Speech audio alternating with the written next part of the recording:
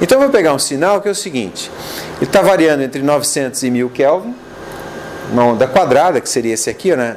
900 Kelvin, pula para 1000, 900, 1000 e assim por diante. Peguei uma onda quadrada entre 900 e 1000.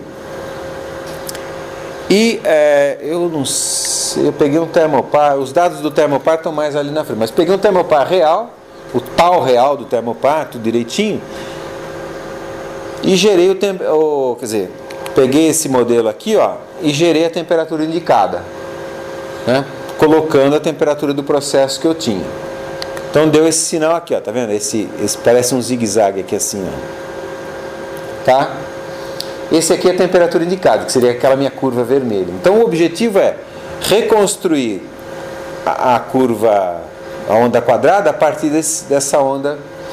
Parece um triângulo, mas não é, ela tem uma concavidade. Tá? Só que eu fiz o seguinte, mas na prática eu tenho erro, né? Eu vou medir isso, não vou? Então eu vou somar um erro de 1/100º de grau em cima do sinal indicado. Ou seja, esse sinal aqui, que parece uma onda triangular, eu estou somando 1/100º de grau. Agora não dá nem para ver nessa escala. Por quê? Porque aqui está em torno de 1000 graus, eu estou somando 1/100º, então eu estou com 10⁵ aqui, né? De 5 ordens de grandeza de diferença. Correto? Então, 0.1 que você está somando seria o offset? Não, é um sinal aleatório que eu somo em cima desse daqui. Ou seja, nessa formulinha, eu somo um ΔN aqui, né, que é um número aleatório entre mais ou menos 0.01. Pode até num determinado instante ser 0. No outro pode ser 0.05, 0.005, melhor dizendo, né? Entenderam? Um sinal aleatório, uniforme. Randômico variando nessa faixa, mais ou menos 1 Kelvin, 0,1 Kelvin. Tá? E eu estou salientando que é muito pequeno isso em relação ao 1000 ali, né? Então a gente nem vê aqui na escala. Tá? Não é nem realista esse sinal. Olha o que acontece quando eu reconstruo. Então, quando eu aplico essa fórmula aqui, ou seja, o meu T indicado passa a ser aquele T indicado com ruído. Tá? Então, quando eu ponho o T indicado com ruído aqui, nessas posições que eu estou iluminando, aqui, aqui e aqui também, né? E recalculo a T do processo, resulta esse sinal alaranjado aqui, ó. Tá vendo? Ou seja, houve uma amplificação brutal do ruído. Aqui eu estou dando esse número, né? Esse ruído, a amplitude dele está em torno de 25 kelvins. Então, 1/100º virou 25. Ou seja, 10 a menos 2 virou 10 a 1 aqui, né? Ou seja, 3 ordens de grandeza. Mostrando que no sentido inverso, para esse caso, há uma tendência de amplificar ruídos. Tá? E é uma tendência brutal, é um 10⁻³ que está entrando em jogo aí. E na verdade já vou dizer, todo sinal inverso tem essa característica. Isso que se chama ser mal condicionado matematicamente. Ele é muito sensível aos ruídos. No sentido direto, há uma diminuição. Se eu colocar, vamos supor, se eu estivesse calculando o T indicado a partir do T do processo, tivesse somado 0.01 no processo, no indicado ia aparecer, né, 0.01 vezes 10 a menos 3 de ruído. Tá? Ia ter uma diminuição do ruído. Então, no sentido inverso, eu vou voltar à transparência aqui, porque eu quero ser muito claro nas ideias e não os detalhes da realização não importam muito agora. Né? Estou dizendo que no sentido inverso há amplificação de ruídos e no sentido direto há atenuação de ruídos. Isso a gente tem que levar em conta. Tá? Ou seja, a minha eletrônica, lembra que a minha ideia é pôr uma eletrônica aqui para fazer a reconstrução. Então não basta eu programar essa fórmula aqui de reconstrução. Eu tenho que acrescentar isso de algum algoritmo numérico de regularização, ou seja, para atenuar aqueles ruídos. Então vamos ver como é que isso pode ser feito. E lembrem-se que, eu acho que eu tenho outro gráfico aqui. Não tem. Porque isso aqui é o seguinte, é 0.01, que é muito pouco. Se você pusesse 0.1, né, esse gráfico alaranjado aqui já pintava todo esse, né, ficava totalmente fora. Então vamos ver como poderia ser esse condicionamento, já que a gente tinha um problema adicional, que a quantidade de memória, a capacidade de processamento que a gente tinha era muito baixa naquela época, né? Então, olha,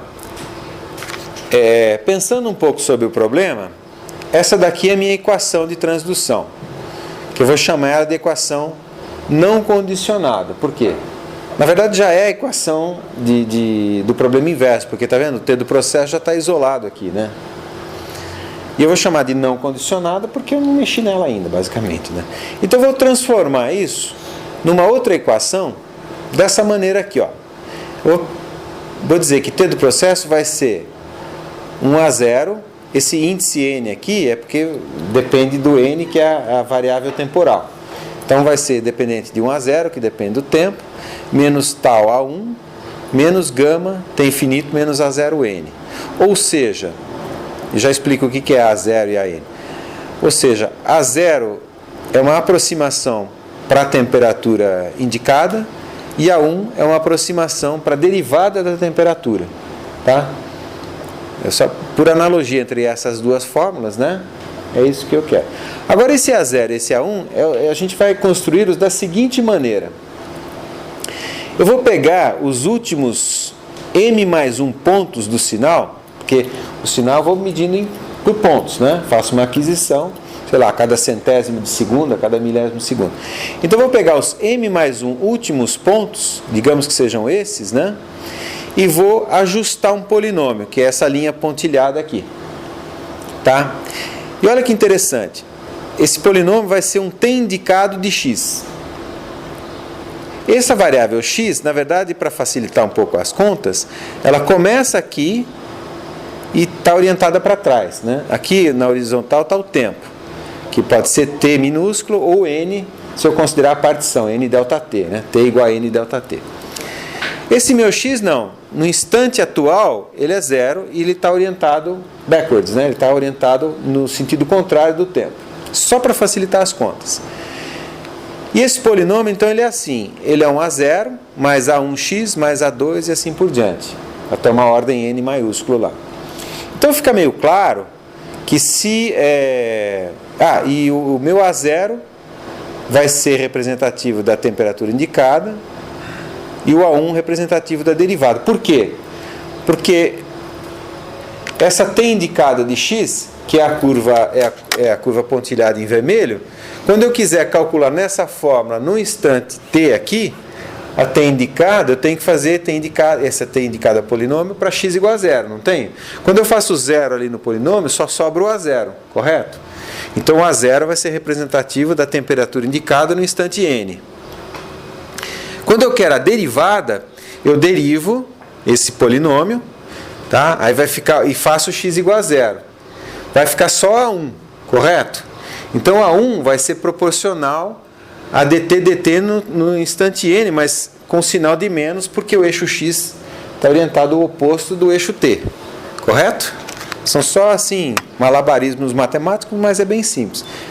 Basicamente é isso então. Então nesse polinômio, o A0 é a aproximação da temperatura no instante n e o A1 é a aproximação da derivada no instante n com o sinal trocado.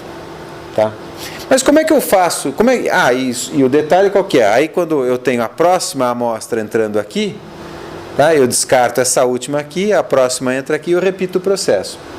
Entenderam? Então esse é o algoritmo. Agora, como é que eu faço essa aquisição? Então, a gente aprendeu lá nos cursos de álgebra, né?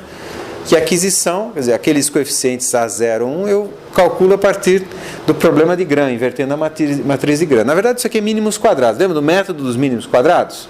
Se vocês forem lá buscarem as fórmulas, né? Estão aqui as fórmulas. Então, aqui é uma matriz inversa, é a matriz chamada matriz de Gram, que multiplica, na verdade, os pontos ali, tá vendo? E aqui as temperaturas indicadas, aquelas m mais 1 temperaturas. Agora o detalhe interessante é o seguinte, que eu só preciso do A0 e do A1, não preciso dos outros. Então dessa matriz aqui eu só preciso porque o A0 é a primeira linha vezes o vetor, e o A1 é a segunda linha vezes o vetor. Tá? Então eu só preciso da primeira linha da inversa e da segunda linha da inversa. Todos os elementos dessa matriz não dependem das temperaturas. Dependem do quê? Depende dos pontos N. Tá? E se eu colocar pesos ainda no ajuste da curva. Tá? Esse vetor, sim, depende das temperaturas. Está vendo os T's ali dentro? Então, resultado. Eu posso pegar essa matriz e, a priori, analiticamente, invertê-la. E só armazenar no meu processador a primeira linha e a segunda linha da inversa. Tá? Em tempo real, eu monto esse vetor fazendo essas continhas que estão indicadas aqui. Isso aqui não se preocupa com as contas, porque é coisa do método de mínimos quadrados. Tá? Mas eu preciso das temperaturas. Então, em cada instante, eu tenho que montar esse vetor. E aí, o que eu faço? Eu multiplico pela primeira linha para gerar o A0, multiplico pela segunda linha para gerar o A1. E coloco isso, né, voltando aqui uma transparência, e coloco isso na equação de reconstrução, e vou chamar essa equação condicionada. Vamos ver o resultado disso? Tá? Isso aqui é uma técnica, que o nome científico dela é o filtro de Savitzky-Golay. Então, voltando aqui à simulação com sinais sintéticos. Lembra que eu falei para vocês, né? Se a gente colocar... Aqui eu só estou explicando a figura, ainda não deu as amplitudes. Então, aqui eu tenho o sinal alaranjado, que é o reconstruído sem regularização. O vermelho é o regularizado, mas que ainda a gente vai mexer nos parâmetros internos dele. E aqui embaixo eu queria explicar que são 3 histogramas, tá, de amplitude. Vamos supor que eu quisesse medir a temperatura do patamar alto e a temperatura do patamar baixo, que eu já sei a priori que é 900 e 1000. Mas vamos supor que o objetivo fosse medir. Então eu pegaria o sinal e faria um histograma, né? Tá vendo? Aqui está as amplitudes em temperaturas e aqui a probabilidade. Então, para o sinal real, esse aqui seria o sinal quadrado, perfeito, puro. Então, eu tenho um pico no 900 e um pico no 1000. Não tem dúvida de quais são as temperaturas dos dois patamares. Esse aqui, olha, é o histograma do sinal reconstruído sem regularização. Então, você vê que ele é praticamente... Não dá para saber se é 1000, se é 700, se é 850. Não dá para saber nada. Tá ok? E esse aqui é o histograma do sinal regularizado. Pelo menos, não está tão bom quanto esse aqui, mas tem dois calombinhos ali que dá para... Né? A dispersão em torno ali daquele ponto máximo é o erro da minha medida. Então, esse daqui tem um erro impossível, na verdade, né? E aqui tem um erro grande, mas ainda razoável. Mas vamos mexer nos parâmetros do algoritmo. Tá vendo? Aqui a gente mexeu, aqui agora eu não coloquei quanto que era o M e tal, mas dá para ver que, tá vendo? O sinal vermelho está bem razoável em relação ao sinal azul. Dá para ver o sinal azul ali? Está bem razoável. O alaranjado, né, tá lá. Tanto que o histograma, ó, já está bem razoável, né? Isso daqui, na verdade, eu estou variando o número de pontos que eu pego naquela janelinha deslizante ali. Então, digamos que eu tenha pego 5 pontos na primeira transparência, nessa daqui eu estou pegando 8 e nessa outra aqui, sei lá, 15. Então, na verdade, eu tenho um excesso de regularização. Está vendo o sinal vermelho como é que ficou? Parece uma senoide defasada, inclusive com amplitude um pouco maior, né? Está vendo? Aqui eu tenho um pico um pouco acima de 1000 e um pouco abaixo de 900. Então, aqui já a minha regularização foi excessiva. Tá vendo? Então, isso aqui, os testes com sinais sintéticos, né, e de fato a gente pegou e implementou isso num circuito. Para quem entende, isso daqui é o circuitinho de medição de temperatura. Tá vendo? Aqui é a junta fria, né? Isso aqui é só um display. E aqui era esse pique aqui, ó. Pique 252, alguma coisa assim. Isso aqui é um oscilador, né? Então estava implementado aqui. Aí tinha 32K de memória. Tá? Foi montado num protoboard, tá vendo? E o teste que a gente fez, porque depois nós fizemos testes reais, né? Então eu tinha, para simular o atraso, eu peguei um dos termopares, só voltar no circuito, né? Eu tinha, na verdade, dois termopares aqui, e um deles ia ser o de referência, que me daria a temperatura real do processo. Que seria esse termopar aqui sem aquela bolinha de massinha de modelar, né? A gente pegou massinha de modelar e pôs em cima assim, porque cria um atraso, né? Aqui nesse termopar, tá vendo? Tá, então implementamos o circuito e aí fizemos alguns testes. Isso aqui, na verdade, ela acabou com o secador de cabelo dela, porque ela pegava era um jato de ar frio, que de vez em quando ela... Não, ao contrário, era o secador de cabelo, o termopar ficava na frente, os dois termopares ficavam na frente do secador de cabelo, aí de tempos em tempos ela vinha com a mangueira de ar comprimido e dava um jato de ar frio, então a temperatura caía. Tá vendo? Então essa temperatura que está em vermelho aqui, ó. Que está em vermelho, tá? A temperatura indicada é uma que é verde escuro, mas que é essa aqui, ó, tá vendo? É a mais filtrada de todas.